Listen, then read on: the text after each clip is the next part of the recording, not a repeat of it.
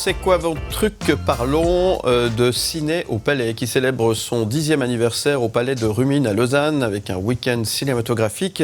Ce samedi et ce dimanche, les 3 et 4 février, c'est 14 films en tout qui vont être présentés, allant des dernières sorties aux classiques, explorant les exploits humains, les questionnements et la relation avec la nature. Le programme est diversifié, inclut des œuvres comme Mamodi, Le Creuseur de Baobab et Sur les traces de Lucy Walker. Les plus jeunes auront également des films adaptés tels que Naïs au Pays des Loups et Vivant. La dernière projection du dimanche sera précédée d'un petit déjeuner offert. L'entrée est libre pour les films et les musées. C'est sympa, non? Ça se passe ce week-end, c'est immanquable et c'est organisé par Natureum, le musée cantonal d'archéologie et d'histoire et la bibliothèque cantonale et universitaire. C'est ce week-end, vous l'avez noté. C'est Ciné au Palais qui vous offre donc une immersion cinématographique plutôt enrichissante.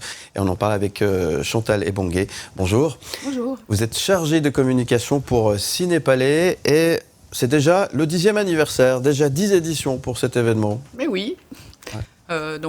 Voilà, on est ravis, d'accueillir le public, d'avoir un public fidèle depuis 10 ans. Et puis, comme vous l'avez dit, pour fêter ça, on offre un petit déjeuner le dimanche matin à 10h15 avant le tout dernier film de Yann Arthus Bertrand, qui vient de sortir, fin 2023, qui s'appelle Vivant, et puis qui est incroyablement beau, avec 200 vidéastes qui ont filmé la terre entière. Voilà. Donc on attend le public. Vous attendez le public qui répond présent, vous l'avez dit, depuis quelques années maintenant. Les films qui ont rapport avec ces sujets de la nature aujourd'hui attirent et intéressent petits et grands. Ça, vous l'avez pu le remarquer. Alors tout à fait. Effectivement, ce qu'on essaye de faire depuis 10 ans, on est devenus des programmateurs de plus en plus éclairés. Mais ce qu'on essaye de faire, c'est vraiment de proposer des films pour petits et grands. On programme en journée un peu plus des films famille, en soirée des films plus pour un public adulte.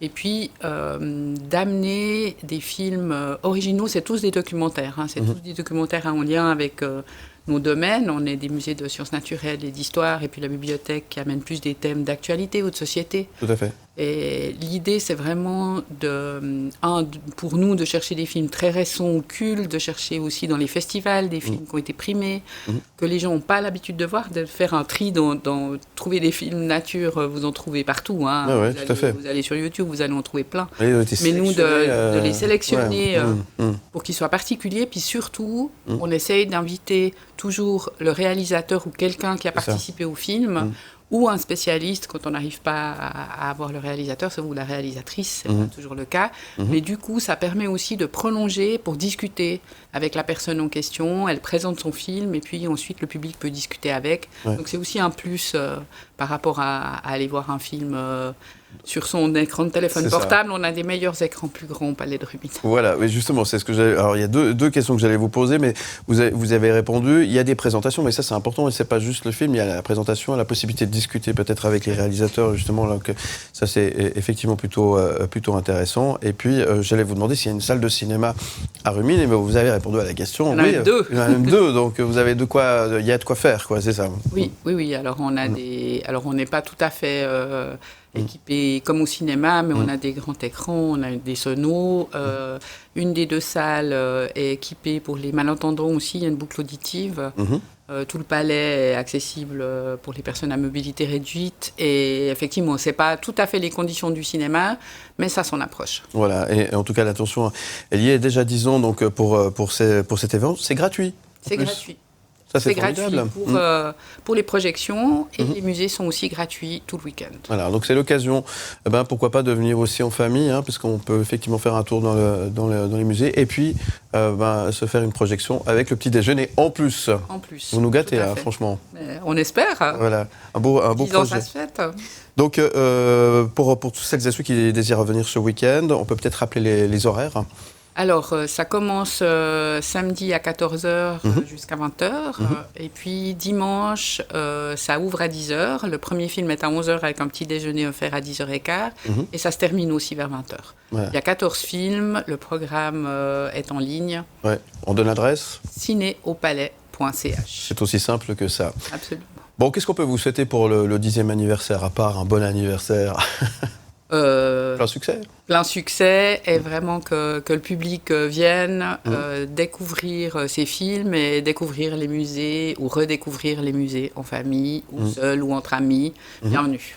En tout cas, bravo pour cette idée. Bon anniversaire encore une fois. Merci Chantal Ebongué. Et puis plein succès. Puis à très bientôt sur AM et sur Canal+. Avec plaisir. Merci beaucoup pour l'invitation. Merci beaucoup. Donc j'ai une attache pour nos voisins romains.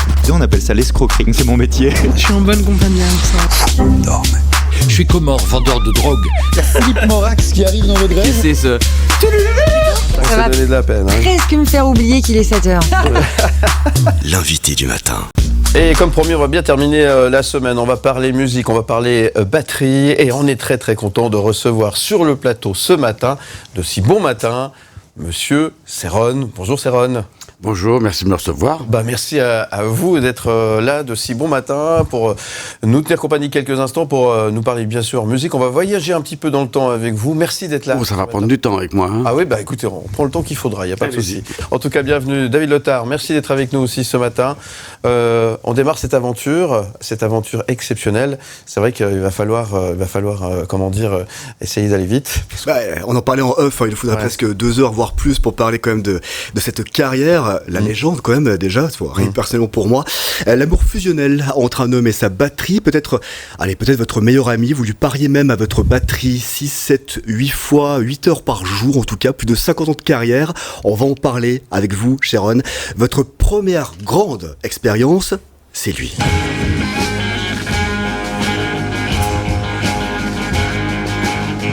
If you can just get your mind together.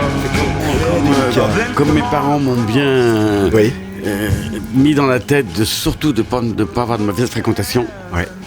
Quand j'ai vu le premier concert à l'Olympia à Paris d'Hendrix, quelle mauvaise fréquentation, parce que je me suis dit, je ferai ça.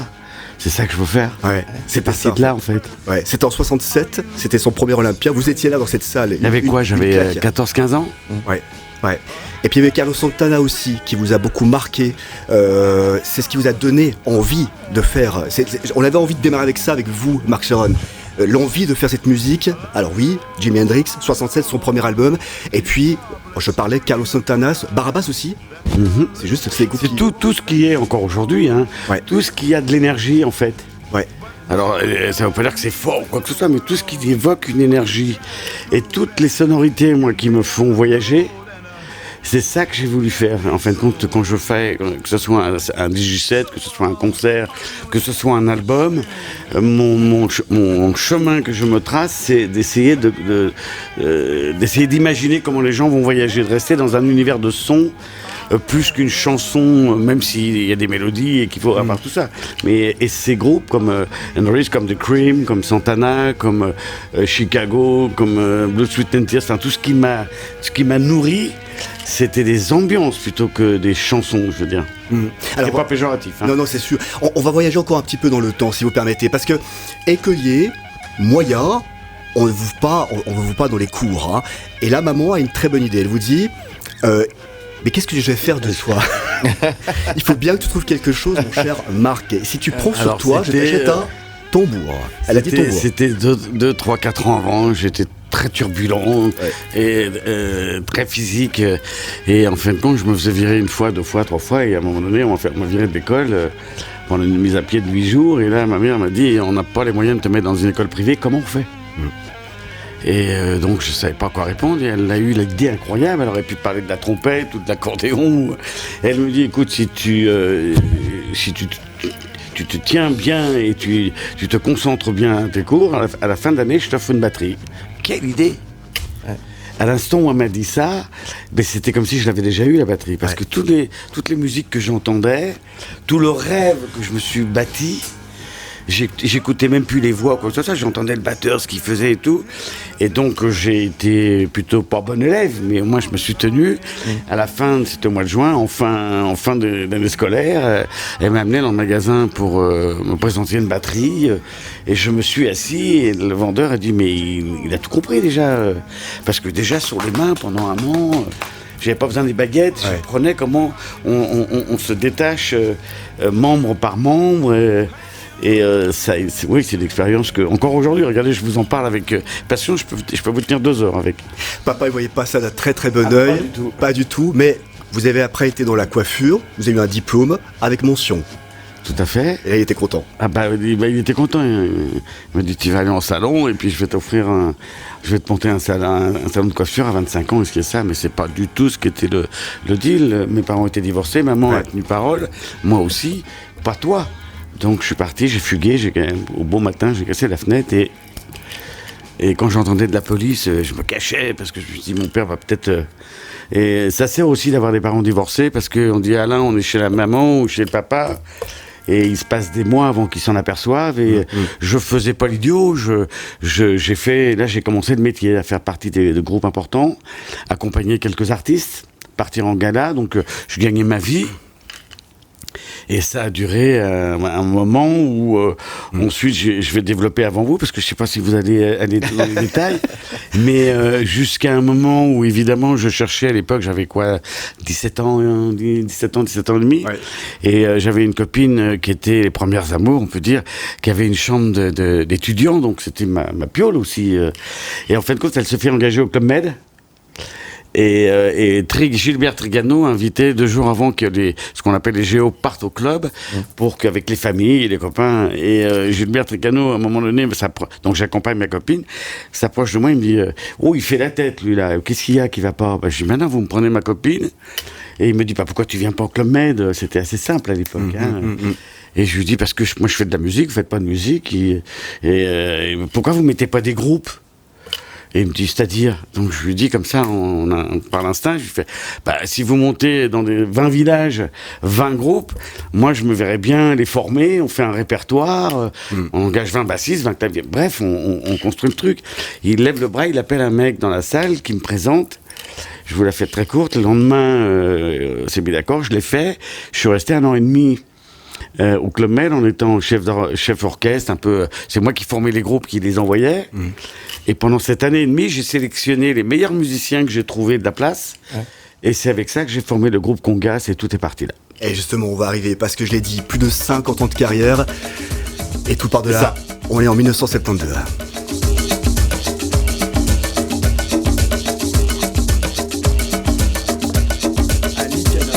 Du tout premier album Congas, c'est 1974 là, et c'est tout. Non, c'est 1972. Ce titre-là, 72 celui-là. Ouais. Là, c'est votre plus belle école, Sharon. C'est là où vous avez tout appris. Ah là, on s'en rend même pas compte. On fait 250 galas par an. On part au Japon, on part aux États-Unis. On est considéré en France comme le seul groupe français qui fait de l'inter. Après, il y en a eu d'autres qui sont arrivés. Et puis au bout de 3 ans, on partait trop par le succès, trop dans la pop, trop dans le climat, faut aller rentrer dans les hit parades. Et j'ai dit à Eddie Barclay, qui en fait m'a donné ma chance. Oui, justement, Eddie Barclay, 18 ans, vous vous trouvez à Saint-Tropez. C'est-à-dire que donc je monte le groupe, Congas, on fait des répétitions, on compose quelques titres, d'autres on se fait un répertoire pour faire un show d'1 heure et demie. Et arrivé au mois de juin, toujours propice pour moi les mois de juin, je dis au groupe, tout le monde va en vacances, on se retrouve au mois de septembre, d'ici là je vais essayer de trouver un manager, un agent, maintenant faut aller sur la route quoi. Et puis je suis allé à Saint-Tropez en fait, avec une autre amie, et puis je me suis fait faire un tréteau pour rigoler. Je me suis dit, on va faire ça 2 jours sur un comment on appelle ça, pour mettre la batterie, quoi. Devant le Sénéquier, le podium. Avec 4 roulettes, et puis, et elle avait un chapeau melon, et devant le Sénéquier, sur le port de Saint-Tropez, à 19h, je m'amusais à faire des sauts de batterie et tout, ça marchait, c'était une troupe. C'est venu aux oreilles de Eddie Barclay, qui est venu 1 soir, 2 soirs, 3 soirs. Et quand ma copine est passée devant avec son chapeau melon pour faire la manche, il a mis un petit papier, je vous attends, rejoignez-moi à table quand vous finissez. Alors je termine un truc, je lance ma batterie avec toute la ringardise qu'on peut imaginer quand on fait ça. Et je suis allé rejoindre à table Barclay qui m'a dit, écoute, j'aimerais bien que tu viennes déjeuner chez moi demain, j'ai une idée, il faut te former un groupe. J'ai une idée parce que tu as quelque chose, et si ça, et je lui dis, mais j'ai un groupe, viens demain, tu vas tout m'expliquer. Et je lui dis que j'ai un groupe et qu'il me donne ma chance au Papagayo, qui était le club mythique de l'époque. j'aimerais bien vous faire une audition avec mon groupe. Et donc je fais descendre le groupe, on fait une audition, on est resté tout le mois d'août. On a signé nos premiers accords, nos premiers contrats avec Barclay en fin août. Ça fait 52 ans. On n'a jamais arrêté depuis. Et il y aura 2 percussionnistes de congas qui vont vous suivre ensuite pour la suite de l'aventure. Alors après, donc on se sépare, j'arrête la musique. Au bout d'1 an et demi, j'en peux pas, c'est pas possible. Ouais. Donc je me dis, je vais me faire un album juste pour moi, pour mes petits enfants plus tard. Pas de concession. Je vais dans là où je vous expliquais tout à l'heure. Pour moi, c'est un univers musical. J'aime bien transporter les gens quelque part, tout du moins essayer. Et je fais un album de 16 minutes 30 de long, le premier titre. Et c'est pas répétitif, avec plein de développements, d'arrangements. J'aime les cordes de Barry White, les cuivres de Chicago, les percus de Santana. Enfin, je mélange tout. Je me fais plaisir. Et évidemment, quand je présente ça aux maisons de disques, ils me disent comment ça s'écoute. Déjà, cette batterie en avant, c'est pas possible. Ouais. J'ai beau leur dire, mais je suis batteur, je me mets en avant. Je suis pas chanteur, donc je me mets en avant. Mais ce gimmick de basse pendant 16 minutes, enfin bref, on m'a jeté de partout. On parle bien de ce titre-là. On parle de Love in C minor. Et le voilà. Tout à fait. On est en 76. Premier carton. Et après, personne ne veut. Et je me dis, je pousse le bouchon pour conclure. Je fais fabriquer des vinyles en Angleterre pour qu'il y ait marqué Printed in England derrière. C'est important, bah ouais. Et je vais voir des magasins en faisant du shopping, quoi. Ouais. En disant que j'ai un produit qui est une exclue que j'ai moi en France, mais qui vient de Londres. Il y avait ma tête sur les pochettes, mais les gens ne faisaient pas le rapprochement. Et c'est parti à une vitesse, c'est parti en 3 semaines, quoi, à une vitesse. Et un des gros magasins de Paris à l'époque s'appelait Champ Disque, qui était un peu l'endroit où tous les DJ d'un peu de partout venaient chercher des nouveautés américaines qui mettaient 6-8 mois à sortir en France par les majors françaises. Et je lui en dis 10 et 20 et 30. Et un jour, il m'appelle, il me dit, tu peux m'en laisser 300 et puis on fait les comptes à la fin du mois. Bien sûr. On laisse 300, il me rappelle 48 heures après. Et je lui dis, mais c'est pas possible, t'as pas tout vendu déjà en 48 heures. Il me dit, non, mais j'ai un petit compte de magasinier qui s'est trompé. Au lieu de renvoyer des Barry White au grossiste à New York, il a renvoyé les tiens. Donc fais-moi en livrer 50, ça fera 350. Puis c'est resté comme ça. Sauf que quand c'est arrivé aux États-Unis, je ne le savais pas, j'ai mis 2 mois à le savoir. On n'arrêtait pas de me dire, dis donc, tu cartonnes à New York. Moi je faisais, ouais. Mais à un moment donné, il a fallu que je me rende compte de qu'est-ce qui se passait. Ouais. En fin de compte, c'est monté très très haut, très très vite aux États-Unis. On m'a même fait un cover, ce qui s'appelle une copie, elle est un peu à l'identique, parce qu'ils me cherchaient tous en Angleterre. Il y avait marqué Printed in England, et moi j'étais un Français banlieusard. Donc je suis allé aux États-Unis, je me suis présenté à Atlantic Records. J'ai signé avec un gros contrat américain, parce que j'avais présenté aussi Love in C minor à Eddie Barclay. Il m'a dit, regarde, t'as tout cassé, t'avais un groupe génial pour faire ça, non mais tu te rends compte. Et bref, je signe un contrat américain, 3 millions d'albums, et puis voilà, j'en suis là aujourd'hui. Et puis alors aux États-Unis, il y a le studio 54 aussi, le studio mythique. Alors, c'était la période aussi. C'était une période. Andy Warhol, vous avez croisé tout le monde. Le nombre de soirées que j'ai pu passer, de matin, comme ce matin chez vous, mais sauf on avait loupé la nuit, parce que dans les carrés VIP, comme dans tous les clubs, il y a des carrés VIP et on met en principe les vedettes. Donc, et là, on était un groupe de 4, 5, 6 jeunes mecs qui poussaient un petit peu les choses. Moi, par rapport à la batterie en avant, longueur de titre. Warhol, il mettait les photos, enfin les choses, les photos en négatif. Gauthier c'était Good qui découpait sa nana qui était Greg Jones en tranches. Gauthier qui se baladait comme ça. On était tous des tarés, quoi. Prince qui se baladait avec une cape et une épée. C'était un peu après. C'est un peu après là, ça. C'était 2-3 ans après. Là, je vous parle de 76, 17. Et en plus, du coup, j'ai joué très souvent au 54. Donc, on était un petit groupe on était la branchitude du moment. Et ça se finissait très tôt, très tard le matin.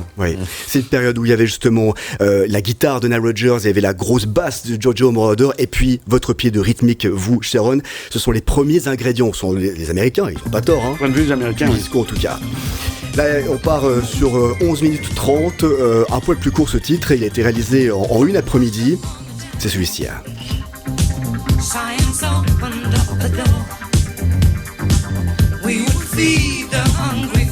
C'était une période où on osait tout. Pourquoi j'ai été mettre une Rolls ? Ouais. On osait tout. Moi, c'était la confrontation entre l'argent. Ouais. Qu'est-ce qu'on allait devenir, ni homme ni humain. On est sur le chemin. C'était les confrontations que j'avais vues dans ma tête. On n'allait pas loin. Ouais. Mais c'était une période où on pouvait se permettre. On n'était pas dans les schémas. Et en plus, moi, j'ai eu une formation de il fallait tout faire pour éviter de ressembler à l'autre. Ce qui est très, très différent aujourd'hui. Aujourd'hui, ils font tout pour ressembler à l'autre. C'est tout le contraire. Donc, avec le brut de décoffrage, quand on a cette attitude, eh bien, y a des conneries qui sortent. Puis avec le temps, ça se change, l'aperçu est différent. Donc j'ai vécu des décades et des décades où on me parlait de ce que j'ai fait il y a 20 ans, que je cachais presque, c'était pas ça que je pensais être le meilleur. Et c'est étonnant, quand on a une longue carrière, on voit les périodes se passer comme ça. Enregistré sur le Revox 4 pistes, à la base il devait s'appeler Meligator, c'est juste, hein? Au lieu de Supernatural. Alors je fais un label pour sortir mes vinyles. Ouais. Parce que quand je vais à Londres, chez Highland, on me dit quel label ? C'est quoi un label ? Donc on me dit c'est une société qui va s'occuper de travailler, de vendre ta musique. Ouais. Donc je fais un label qui s'appelle Alligator. Là, Alligator, il y avait un sens par rapport à Congas, par rapport à tout ça. Excusez-moi si je suis un peu long. Non, c'est très bien. Et donc, Love in C Minor devient un énorme tube aux États-Unis. On m'attaque, évidemment, parce qu'il y avait un petit label de jazz qui s'appelait Alligator. Non, Alligator. Ouais. Donc, évidemment, avocat, on me présente, et qu'est-ce qu'on fait ? Et l'avocat, mais comme ça, il me fait, c'est quoi ton prénom ? C'est Marc. Maligator, ça sonne ? Je fais, tiens, ça sonne. C'est comme ça est venu Maligator. Vous voyez, je vous dis, c'est des... Ah ouais. Ça va donner de la peine. Presque me faire oublier qu'il est 7h. L'invité du matin. Et notre invité, c'est un vrai plaisir parce qu'on voyage dans le temps avec lui, il nous raconte beaucoup de choses. On voyage dans le temps parce qu'on parle à un passionné. Et les passionnés, je le dis toujours, c'est passionnant. Marc Serron, merci d'être là ce matin. Et merci de nous partager ces moments parce que ça fait du bien. Ça fait du bien de vous entendre raconter toutes ces belles histoires, ce parcours exceptionnel. Et là, franchement, ce voyage dans le temps nous fait du bien. Par les batteries, en plus, on adore ça, la musique et tout ça, forcément. Merci d'être là, Marc Serron. Merci à vous. Je dois presque m'excuser parce qu'on doit faire des raccourcis. On est obligé de faire quelques raccourcis. Avec Sharon, c'est comme ça avec vous, tellement que c'est passionnant, tellement que votre vie est remplie. Plus de 30 millions de disques vendus, de nombreuses récompenses. Et le live, c'est aussi toute votre vie. Là, on est sauf erreur à Versailles, c'est 2005. Ah oui, c'était 100 000 personnes, c'était un truc de fou. Et j'ai deux raisons d'être vraiment fier et content d'avoir fait cet événement. Parce que c'était pas une date de célébration de 14 juillet comme ça, c'est moi qui réussis à convaincre le maire, le ministère de la Culture, le préfet, ci et ça. Et en fait, Live Aid est venu le deuxième jour, donc sur la même production. On s'est arrangé après ensemble. Il a fallu simplement que je convainc le maire, le préfet, le ministère de la Culture, enfin tous ceux qui m'avaient fait confiance. On peut rester une journée de plus, et pour le Live Aid, qui ne trouve pas c'était les guéguerres entre la gauche et la droite à l'époque en France. Donc il y avait un peu, c'était délicat. Et Jacques Lang, avec qui j'ai une très très bonne relation depuis qui m'avait donné à faire d'ailleurs le bicentenaire en 89. On a toujours gardé de très bonnes relations. M'a demandé si j'avais une idée. Je lui ai dit écoute, viens sur ma scène. Donc il a fait venir Bob Geldof, on s'est arrangé, et le Live Aid a été sur cette scène-là. Sinon il n'y avait pas de Live Aid à Paris cette année-là. Donc je suis assez content. C'était pour les 20 ans justement de Live Aid, c'était Live 8 en tout cas. Et puis à Tokyo aussi en 1991 pour fêter le lancement de la première télévision satellitaire du Japon. Énorme show également. Enfin, rien n'est trop gigantesque pour vous, Sharon, on a l'impression. Écoutez, après, je suis surpris des fois moi aussi, parce que chaque, pas décade, mais chaque changement de génération, évidemment, quand le CD est arrivé, par exemple le numérique, ça m'a redonné parce que tout est ressorti en CD. Je veux dire, c'est bien que j'ai passé ma scène à être en scène, mais à être en image, en public, c'est des périodes qui m'ont, comme exactement par exemple il y a 10 ans quand on m'a dit tu devrais prendre les platines, tu ferais des gros festivals, et là j'ai presque été vexé en disant attendez, ça va pas, les gens vont croire que je finis ma carrière en faisant des cachetons, c'est pas possible. Je venais de faire Montreux devant 6000 personnes, donc non. Mais j'évite d'être bloqué, comme j'ai eu la bonne leçon avec ma mère qui m'a offert la batterie, et j'ai commencé à penser tiens, si je devais le faire, comment je m'y prends. Et j'ai trouvé le truc, et c'est incroyable parce que depuis 10 ans, je fais les plus gros festivals à travers le monde, et que je n'aurais pas pu faire en live. Et alors bien sûr, maintenant on me demande du live. Alors dans mes sets, j'arrive à intégrer un peu de batterie, des musiciens, mais c'est assez fou. Oui. Vous avez toujours votre première batterie, parce que vous en parlez souvent. Vous l'avez gardée, votre batterie? Non. J'ai dû en avoir 200. En tout cas, ouais, je pense. J'ai dû en avoir 200. Vous savez, quand on est musicien et que... Surtout quand on est international, les marques, les nouvelles marques à chaque fois viennent vers vous et vous l'offrent aussi, et ça, c'est comme ça qu'est venu Supernature d'ailleurs. Mon 3e album était fait, le single premier devait être Give Me Love, qui a d'ailleurs été aussi un hit, mais on m'a envoyé un carton, à l'intérieur il y avait un synthé qui s'appelait un ARP Odyssey. Qu'est-ce que c'est que ce truc? Et l'accident a fait, comme vous disiez tout à l'heure, je l'ai fait en un quart d'heure. Oui, l'idée, le concept, la direction sonore, c'est devenu en une journée. Mais après en prod, parce qu'aujourd'hui, quand on entend les séquenceurs qui font tac tac tac tac tac, c'est un bouton. À l'époque, c'était ta ta ta ta ta, donc il fallait passer la musique en demi-vitesse. Je vous dis pas la difficulté. Aujourd'hui, on appuie. Et ça, vous receviez justement tous ces ARP Odyssey, tout ça, parce qu'ils voulaient également être crédités, en fait. Ceux qui vous offraient ça, vous voulez être crédités sur la pochette. La moindre des choses, on me demandait, mais c'était très facile de les créditer, parce que cet Odyssey ARP a révolutionné un petit peu tous les synthés qui sont arrivés, c'est devenu gigantesque. C'est devenu le son d'aujourd'hui, d'ailleurs. C'est clair. Effectivement. C'est aussi d'innombrables collaborations, Jimmy Page, Manu Dibango, Bob Sinclair, Bedito, et puis aussi les Allemands. De Disco Machine. Bah oui.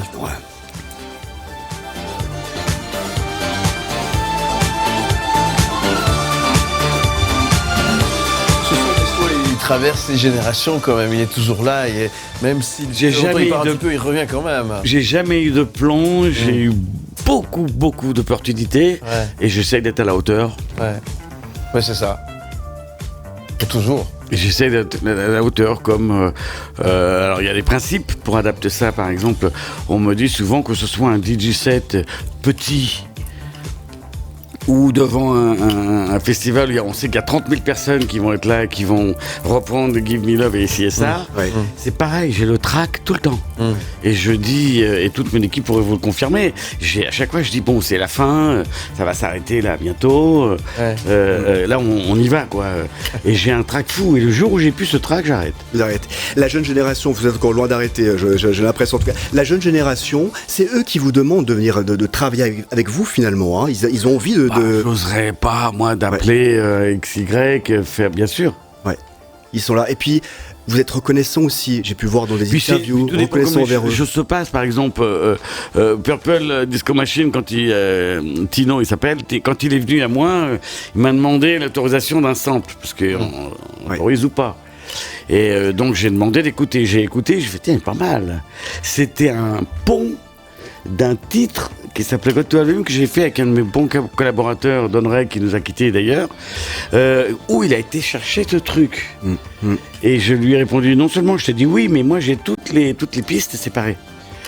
Donc laisse-moi te proposer quelque chose, on va refaire une batterie au son d'aujourd'hui, je te renvoie. Je lui ai renvoyé, et de toute façon, ce sera le même prix, on va faire 50-50. C'est ça. Et il revient vers moi, il fait, c'est incroyable, est-ce que je peux y aller? Et on fait une coprod. J'ai dit, évidemment, on fait une coprod, sinon tu vas prendre que le sample. Et c'est comme ça que les choses se font. Et après, il est venu me rejoindre à Paris, et on a fait, ça a très bien marché. Une autre collaboration qu'on aime également, c'est avec Marc Lavoine. Toi qui as le cœur lourd, mon amour, est-ce que tu m'aimes toujours? Moi je suis fait pour toi, mon amour.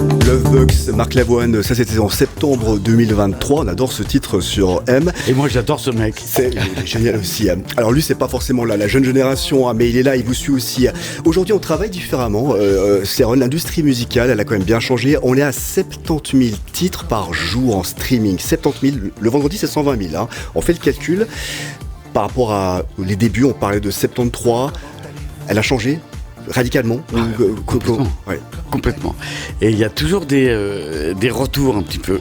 Ouais. Parce qu'au bout du bout, il y a quand même quelqu'un qui délivre, qui a du talent. Ouais. Alors, c'est passé par les années 80 où, je dirais, 20%, 25%, on avait des personnages, qu'ils soient hommes ou femmes, et je ne citerai pas de nom, c'est pas eux qui chantaient, c'était derrière, en fin de compte, c'était de la vente de caramel. Alors qu'aujourd'hui, c'est très facile de faire de la musique. Vous avez des petits ordi qui valent 200 €. D'un seul coup, il sort un son. On est influencé d'un truc d'un autre artiste. On va le prendre, on va le modifier comme ça, il ne le reconnaîtra pas. Mais non, ça marche pas comme ça. Ça marche pas comme ça. Aujourd'hui, le moindre artiste, s'il n'a pas sur scène quelque chose qui fait qu'on s'intéresse à lui, impossible. Et là, il y en a très peu. Alors qu'on a passé 20 ans, on n'avait pas besoin d'avoir des artistes sur scène. Aujourd'hui, la scène, c'est elle qui dévoile. Moi, je sais que j'ai commencé par la scène. Quand j'en parle des fois avec Marc, quand j'en parle avec plein d'autres artistes, qu'ils soient français ou américains, c'est la scène. C'est qu'à un moment donné, un artiste, c'est sur scène que ça se passe. Il fait de la musique, il fait des enregistrements pour faire savoir, sinon ils ne vendent pas de billets, donc il ne fait pas de scène. Mais la vérité, la vérité, comme je dis, au bout du bout, il faut arrêter le bluff. Il y a un moment donné, il ne suffit pas simplement faire du son et de la musique. Beaucoup plus que ça. Un artiste, c'est beaucoup. La preuve, c'est qu'il y a plein d'artistes qui ne composent pas. Ils vont chercher des grands compositeurs. Par contre, quand ils intègrent la chanson, que ça parle et s'accapare le titre, et qu'on le voit sur scène, c'est ça un artiste. Céron, en tout cas, la fête continue parce que vous avez sorti également Céron by Céron. On va s'écouter un extrait. Alors ça, c'est un set. Ça. On va en parler justement. Un set d'1 heure et 1 minute. Ouais. C'est juste, hein? Oui, je suis toujours comme ça. Ça, c'est un set. Qu'est-ce qui vous a... En fait, vous avez dit quoi? Je veux remixer les titres, je veux les reproduire. Alors, quand je suis passé en DJing, en fait, à partir du moment où j'ai un peu une caverne d'Alibaba, j'ai des 7, peut-être 1000 titres, où j'ai toutes les cordes, les cuves, j'ai tout. Donc, sur un appareil qui s'appelle la Bolton, qui est une platine, j'ai bourré de samples. Je me suis fait des modules avec mes titres originaux. Mais je peux mettre la base de Give Me Love sur Supernature ou de Je suis musique et ça fonctionne sur scène. Donc je suis arrivé à faire un nouveau son de mes musiques et de mon catalogue avec le public en fonction de leur réaction. Et on m'a dit mais tu devrais faire un set pour que les mecs chez eux ils se font 1 heure de Céron quoi. Ils se font un set à domicile. Et en fin de compte c'est la musique que je joue sur scène. C'est 1 heure et 1 minute de ce que je joue sur scène. Normalement ça dure 1 heure et demie. Un album en tout cas pour la consécration de vos 50 ans. Vous parlez de la scène, Montreux, la Suisse, le rapport avec ce pays, la Suisse, quelque chose de particulier avec ce pays? Des bons souvenirs, des belles anecdotes Je connais pas bien. Vous avez parlé de Montreux. Ma femme me disait, tu sais qu'on a quand même dormi dans 33 hôtels différents en 2023. Je tourne beaucoup. Je tourne beaucoup, ça n'arrête pas. En décembre, j'ai fait Dubaï, j'ai fait la Géorgie.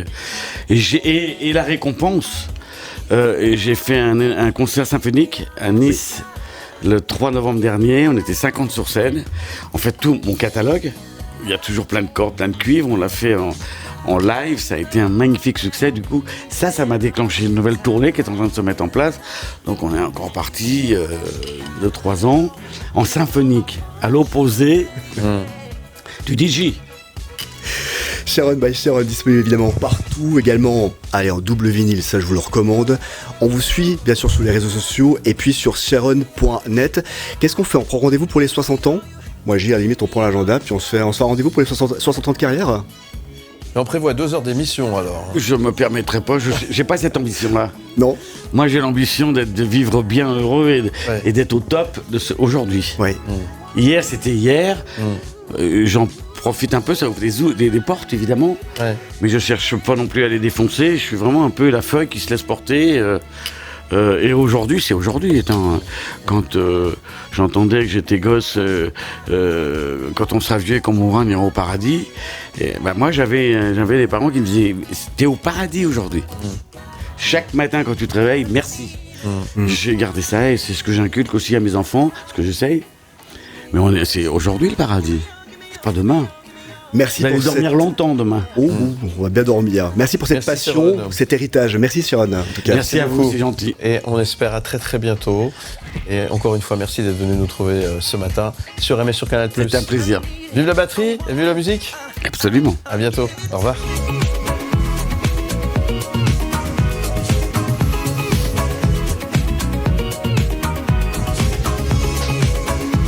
M-Média, les anecdotes de Knut. La cuisine et la gastronomie prend ses quartiers chaque vendredi entre 8h et 9h avec Knut Schwander qui nous rejoint. Bonjour Knut. Mais bonjour. Comment ça va? Mais ça va toujours très bien, d'autant plus que j'ai fait plein de bons repas cette semaine, donc c'est magnifique. Eh ben, ça tombe bien, vous allez nous en parler un petit peu, vous allez nous mettre l'eau à la bouche. Les anecdotes de Knut, c'est maintenant, c'est tout de suite. Et là, je crois que vous allez nous parler d'une très très bonne adresse. Absolument, c'est un endroit où je suis retourné mardi soir. Et je me suis dit, ça c'est quand même un vrai coup de cœur, il faut que je vous en parle. Donc je vous emmène ce matin à Glion. À Glion, où il y a l'hôtel Victoria, qui est un magnifique vieux palace. Quand je dis vieux, c'est pas qu'il est décati, mais parce qu'il a un certain âge. Il a été construit en 1869. Et puis il surplombe le Léman. Il est serti dans un jardin à l'anglaise. Il a une marquise en verre à l'entrée. On voyage dans le temps, et on voyage d'autant plus dans le temps que cet hôtel Victoria, eh bien, il est entre les mains d'un monsieur, Tony Mittermeier, qui est là depuis 58 ans, figurez-vous.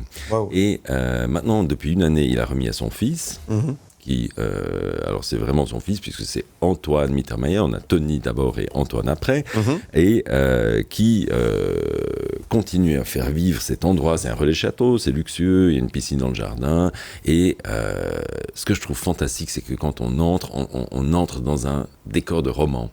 Alors je ne sais pas si vous aviez lu autrefois, une fois, Tendre est la nuit, un roman de Scott Fitzgerald, qui parle des touristes dans les années 20 qui montaient sur la colline de Glion et de Caux, et qui raconte ça avec beaucoup de faste, parce que c'est vrai que c'est un endroit prodigieusement beau. Absolument. Et là, on dirait que le temps s'est un peu arrêté en 1920. Donc, un décor de film. Exactement, ça, oui, c'est ça. Il y a de l'argenterie, il y a des tableaux, il y a la cheminée, il y a le feu dans la cheminée, et tout ça est assez extraordinaire. Et puis, alors justement, comme j'ai mangé mardi, je me suis dit, il faut que je parle de ça, parce que ce qu'il faut dire, c'est que longtemps, cet hôtel Victoria, et puis cette colline de Caux et de Glion était le rendez-vous de la jet set internationale. Donc, on a vraiment tout le monde qui a passé par là, des têtes couronnées, et puis bon, là on se dit finalement Caux, Glion, c'est un peu fini.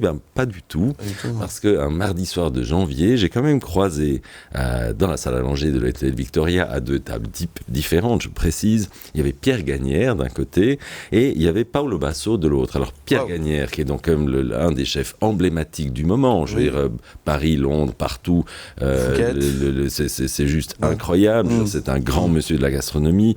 Et puis Paolo Basso, qui a quand même été nommé meilleur sommelier du monde, et qui reste un palais extraordinaire. Donc je me dis, s'ils viennent jusqu'à Glion, c'est peut-être pas par hasard. Donc je me suis dit que... Alors moi ils m'ont dit, moi j'ai croisé Knut Schwander ce soir-là. C'est vrai, vous voyez. Hein. Mais...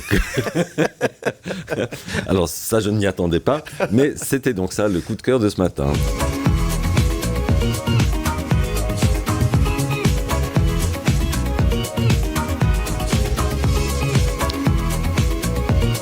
M-Média, la table de Knut. Et ce matin, nous nous rendons au Brasseux, dans la vallée de Joux, chez les Combiers, où notre invité annonce le lancement du nouveau restaurant, la table des horlogers, engagé dans le développement durable et respectant des normes éco-responsables strictes, avec une vue panoramique sur la forêt du Rizou. L'établissement se distingue en tant que lieu privilégié où la nature est mise à l'honneur. La cuisine du chef Emmanuel Renaud, triple étoilé au guide Michelin et meilleur ouvrier de France, valorise les saveurs saisonnières saisonnières de la région, en collaboration avec des producteurs locaux.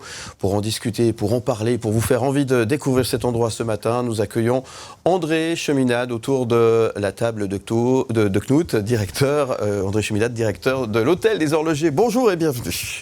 Bonjour, merci de m'accueillir. Merci à vous d'être avec nous ce matin et merci de nous faire découvrir cette belle région qui est la vallée de Joux. Exactement, qui est tout près de Lausanne et où tous les Lausannois ont l'impression que c'est au bout du monde. Eh bien non, j'y suis allé récemment.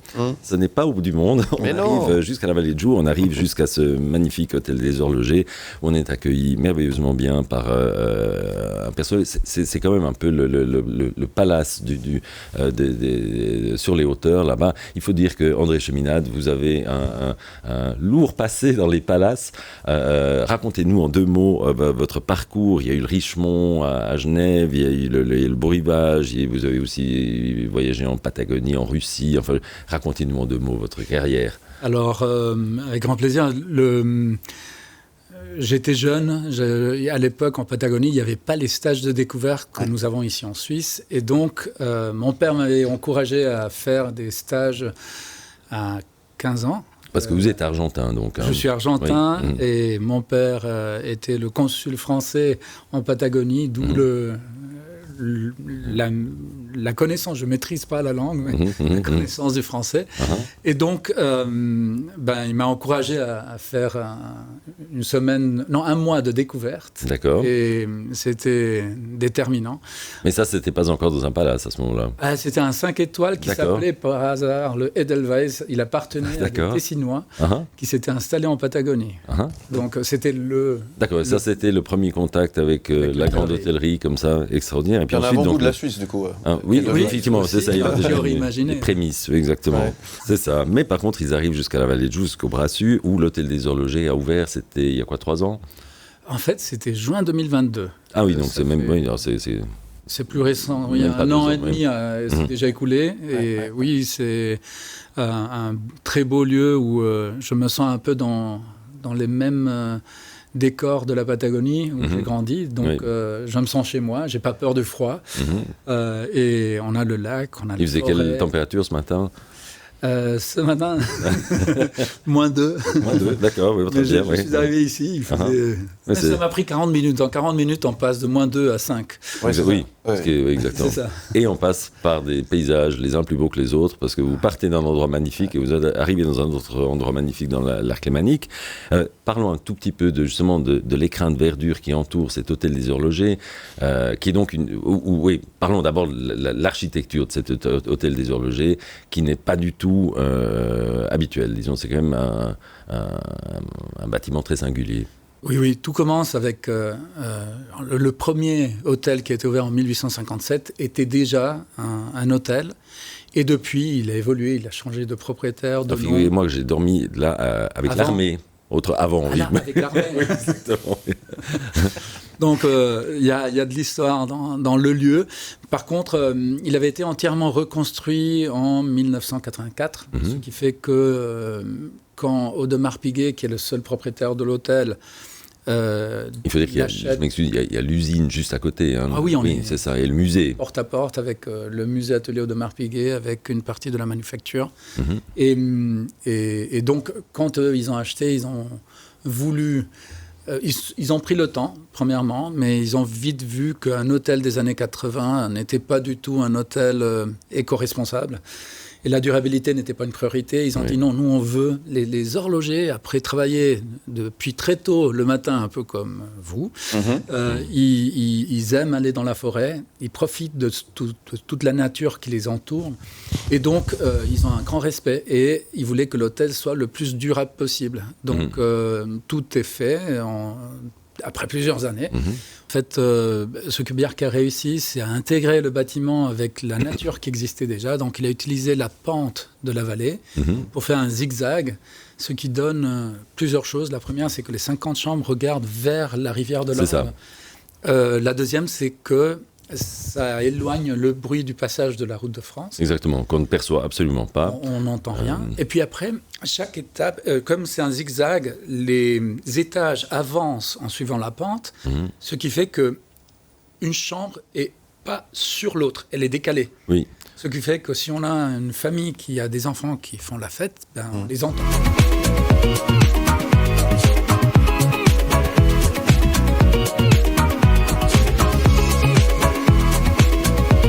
Aime le média, la table de Knut. La table des horlogers s'invite à la table de Knut ce matin. Une nouvelle aventure gastronomique au Brassus, à la Vallée de Joux. Et on y est bien à la Vallée de Joux. Et on en parle avec notre invité, Monsieur Cheminade. Exactement, parce que donc effectivement l'hôtel des horlogers a été ouvert avec un premier restaurant, le Gogan. C'est quoi le Gogan en fait, ce nom? Qu'est-ce que ça veut dire? En fait, pour la brasserie, on a cherché dans le dictionnaire Combier. Alors il faut savoir déjà qu'il y a un dialecte dans la vallée qui s'appelle le dialecte Combier. Et on cherchait un lien entre la forêt et la gastronomie. Et donc, on est arrivé à la lettre G, et c'est au Gogan. Le Gogan, c'est le nom qu'on donne aux grands sapins qui poussent un peu éloignés de la forêt et qui développent des branches plus grandes que le reste des arbres parce qu'ils ne sont pas étouffés par la forêt. Et de ce fait, les paysans vont se restaurer, vont manger sous le sapin. Sous les branches, à l'ombre des branches de ces grands sapins. Belle histoire.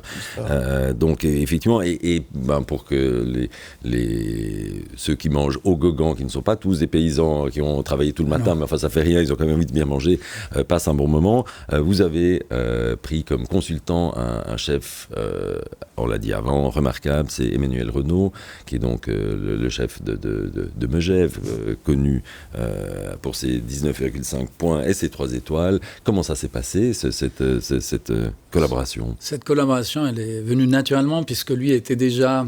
Il faisait beaucoup de collaborations avec Audemars Piguet. Et donc, il nous a aidés, même avant que moi j'arrive, avec le design des cuisines. Et après, c'est la folie d'Emmanuel. André, tu as 2 minutes, une demi-heure. Oui, et donc on parle de partir en vitesse, voir un producteur local et d'échanger. Oui, parce que donc il s'est vraiment intégré dans la région. Le fromager, le pêcheur, le producteur, c'est la distillerie du Rizou qui fait la gentiane. Et donc, quand on arrive sur place et il commence à poser des questions, les gens se tournent vers moi. Et ils me disent, mais c'est qui? Parce que il connaît mieux que les questions sont pointues. Voilà. Et souvent, il y a un échange qui est très comme lui. C'est-à-dire, dans un des fromagers, il y avait des graines de coriandre qui étaient dans un coin. Il dit, qu'est-ce que vous faites avec ces graines? Là, je les mets dans les fromages pour essayer de donner un goût spécial. Ce sont des expériments que je fais. Il dit, le fromager. Et donc, à ce moment-là, il dit, vous essayez de les chauffer quelques secondes à la poêle et vous allez remarquer comment les graines vont s'ouvrir, elles vont vous donner davantage d'arômes. Et vont évoluer l'arôme. D'accord, oui, parce que c'est vraiment quelqu'un de très pointu. Voilà, et il est dans le partage, c'est très important. C'est imminent, vous allez ouvrir officiellement la 2e table qui s'appelle la table des horlogers. Et puis, alors, c'est quand même un restaurant tout à fait singulier, tout à fait unique.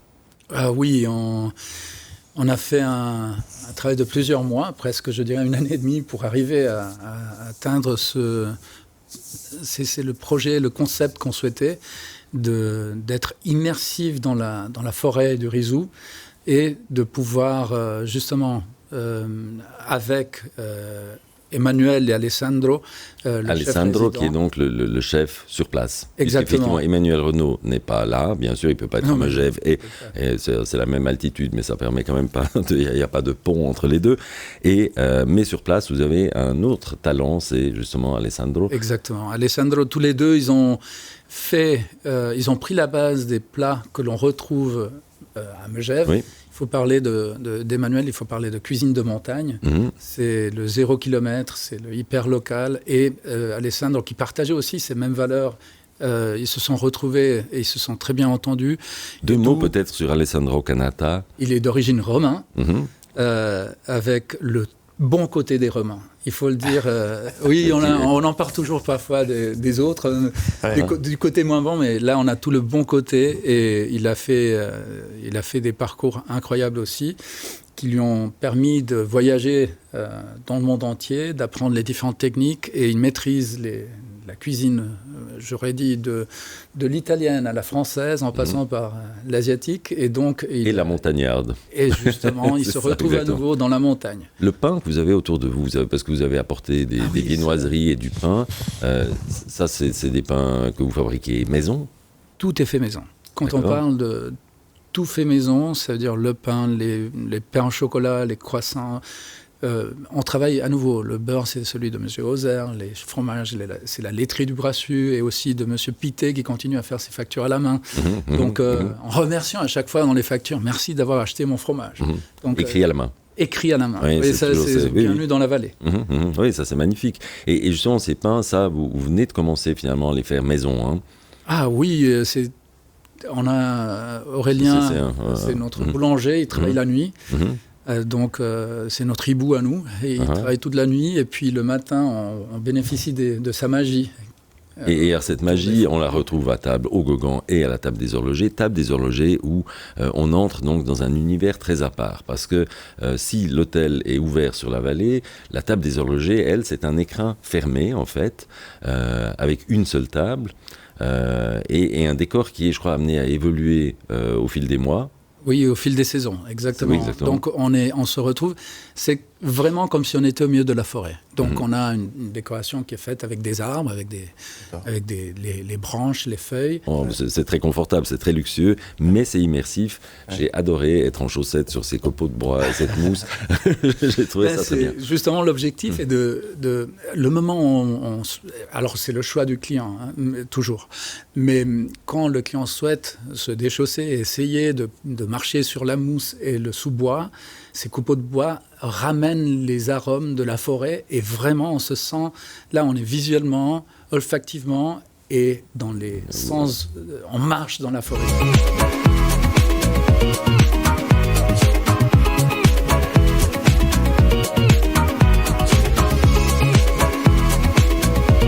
M le Média, la table de Knut.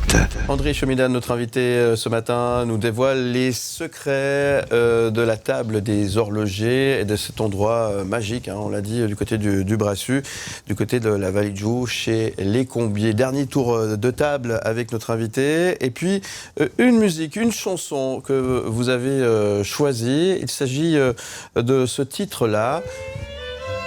Il va falloir nous expliquer, Monsieur Chemidan, pourquoi si vous avez choisi cette chanson. Elle a une histoire, cette chanson. Ah bien sûr, moi je viens de Patagonie, mais on reste toujours en Argentine. Le tango reste une des musiques caractéristiques. Il y a un côté qui est difficile à expliquer, c'est que quand on danse un tango, on ne sait pas ce qu'on va faire. Tout dépend avec qui on le danse et de l'inspiration qu'on a à ce moment. Donc c'est une improvisation comme le jazz. Et c'est la même chanson que j'ai dansée avec mon épouse quand on s'est mariés. On a ouvert le bal comme ça. D'accord. Il n'y avait pas grand monde qui nous suivait. Mais... Oui, ça demande quand même une certaine maîtrise, le tango. Il faut... Pour m'y être essayé, c'est lamentable en ce qui me concerne.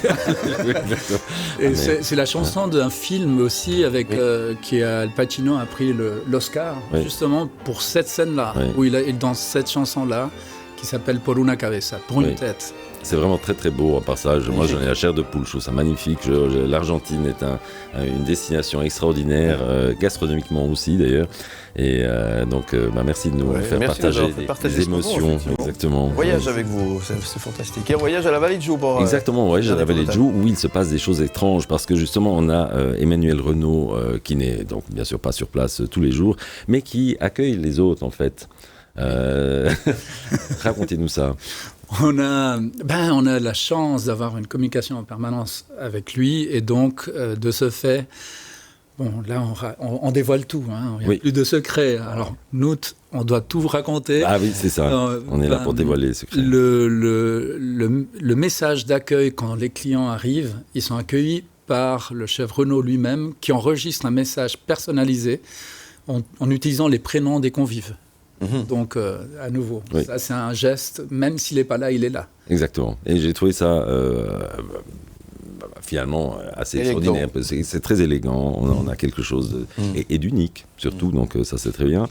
Et puis, Alessandra Canata, lui, vient à la fin du repas. Oui, il vient non seulement pour faire un suivi de comment se passe le repas, mais souvent pour partager les petites recettes que dans d'autres endroits, on n'a pas tellement la chance de partager si on ne voit pas le chef. Oui. Là, on a la chance de voir Alessandro et il nous racontera, il ne garde pas des secrets pour lui. Et puis pour ceux qui auraient des doutes, pour les Lausannois qui ont l'impression que la vallée de Joux est à des années-lumière, vous avez un taux d'occupation absolument record.